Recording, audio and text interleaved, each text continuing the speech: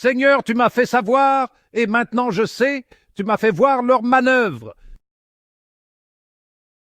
Moi, j'étais comme un agneau docile qu'on emmène à l'abattoir, et je ne savais pas qu'ils montaient un complot contre moi. Ils disaient, « Coupons l'arbre à la racine, retranchons-le de la terre des vivants, afin qu'on oublie jusqu'à son nom. » Seigneur de l'univers, toi qui juges avec justice, qui scrutes les reins et les cœurs, fais-moi voir la revanche que tu leur infligeras, car c'est à toi que j'ai remis ma cause.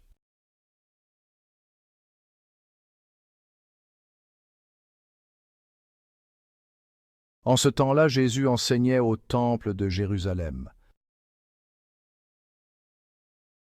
Dans la foule, on avait entendu ces paroles, et les uns disaient « C'est vraiment lui, le prophète annoncé. d'autres disaient C'est lui le Christ. » mais d'autres encore demandaient Le Christ peut-il venir de Galilée? L'Écriture ne dit-elle pas que c'est de la descendance de David et de Bethléem, le village de David, que vient le Christ? C'est ainsi que la foule se divisa à cause de lui. Quelques-uns d'entre eux voulaient l'arrêter, mais personne ne mit la main sur lui. Les gardes revinrent auprès des grands prêtres et des pharisiens, qui leur demandèrent « Pourquoi ne l'avez-vous pas amené ?» Jamais un homme n'a parlé de la sorte. Alors, vous aussi, vous vous êtes laissé égarer? Parmi les chefs du peuple et les pharisiens, y en a-t-il un seul qui ait cru en lui?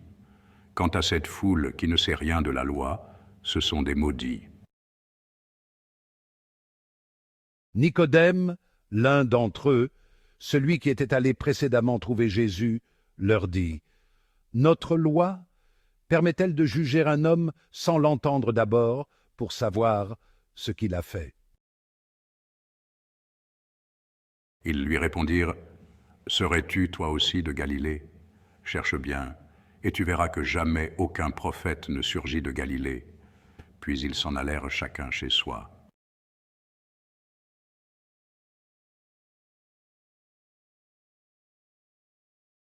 La miséricorde est souvent confondue avec la simple compassion.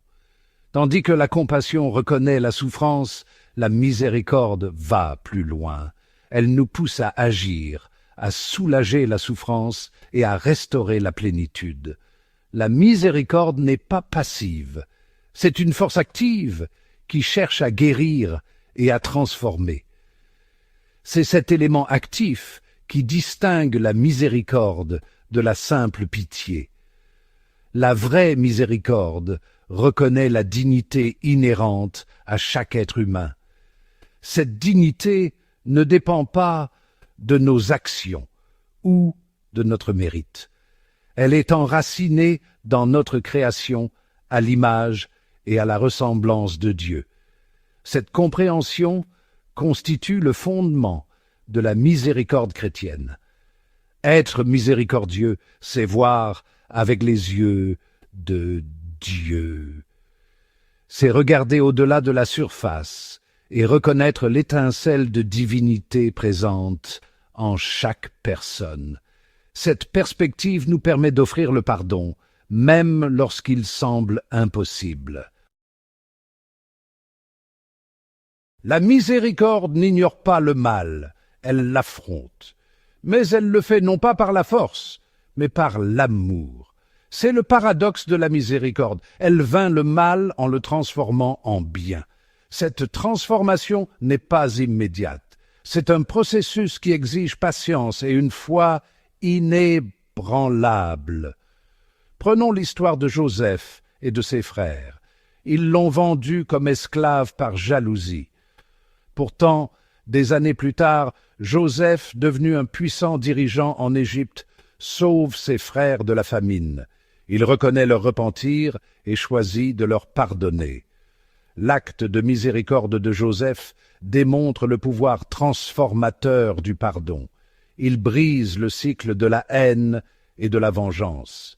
Cette histoire illustre comment la miséricorde peut apporter la guérison et la réconciliation, même dans les situations les plus difficiles. L'exemple ultime de la miséricorde se trouve dans la vie, la mort et la résurrection de Jésus-Christ. Il est venu dans un monde consumé par le péché et les ténèbres. Il a fait l'expérience de la souffrance humaine. Il a été trahi, renié et finalement crucifié. Pourtant, même dans son agonie, le Christ a offert le pardon. Il a prié pour ceux qui l'ont moqué et torturé. Sa mort sur la croix n'a pas été la fin, mais le commencement. Sa résurrection a vaincu la mort et offert à l'humanité la promesse de la vie éternelle.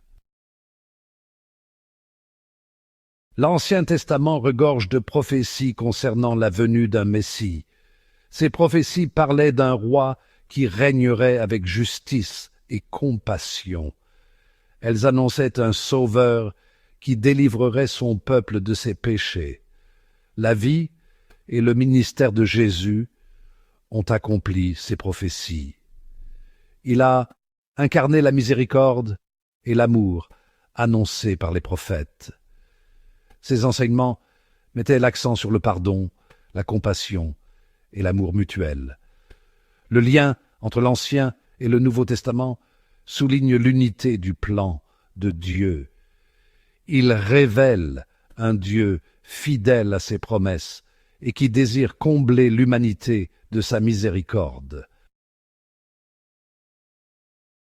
Par le sacrifice du Christ, nous voyons la profondeur de l'amour de Dieu pour l'humanité. Cet amour n'est pas mérité. Il est donné gratuitement. C'est un amour qui vient à notre rencontre, même dans notre état de péché. C'est un amour qui transforme et qui rachète. La miséricorde devenait des eaux. Un signe de faiblesse, c'est un témoignage de sa sainteté. Elle révèle son pouvoir de pardonner, de guérir et de restaurer. C'est par la miséricorde que nous faisons l'expérience de la plénitude de l'amour de Dieu. Tout comme le Christ a fait preuve de miséricorde envers ceux qui l'ont crucifié, nous sommes appelés à faire preuve de la même miséricorde envers les autres. Cet appel à la miséricorde n'est pas un fardeau, mais un privilège. C'est une opportunité de participer à l'œuvre de guérison et de restauration de Dieu dans le monde d'aujourd'hui.